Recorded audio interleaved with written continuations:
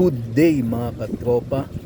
So ayun na nga, bago pa man ang binabalak ko na full vlog information sa pagbibreed ng mga gapi na ito, ay may nag-drop na ulit na isang female ng Blue Panda Big Ear.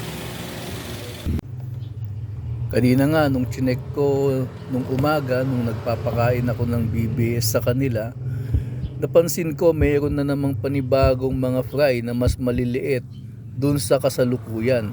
So ito, yan, hindi pa nagda-drop yung isang female na yan, pero sure ball malapit na naman.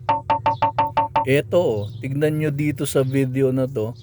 Kung makikita mo, yung mga fry na pinakita ko sa inyo nung nakaraan lang, may kasama na silang ayan, mas maliliit sa kanila. So ibig sabihin, bagong fry na naman yan na batch. Nakakatuwa pala itong strain ng Blue Panda na to na nabili ko kasi mabilis silang magparami.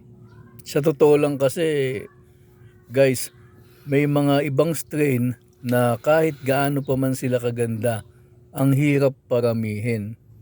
Bilang isang breeder, napakaswerte kung makakakuha ka ng mga strain ng gapi na mabilis dumami. Dahil syempre, bawi agad yung puhunan mo sa pinambili ng mga materyales na breeder.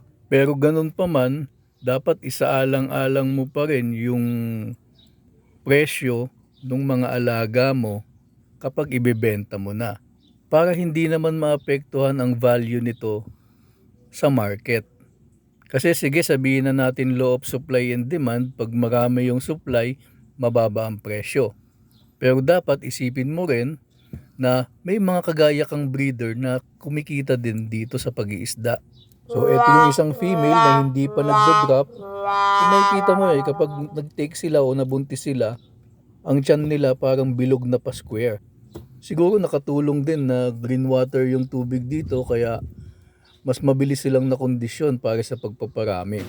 So ayan yung maiksing update ko tungkol sa mga breeder na ito. At panigurado, mga susunod na araw mapapagastos na naman tayo sa BBS para sa pakain sa kanila. Subaybayan niyo po ako ulit sa susunod. Thank you!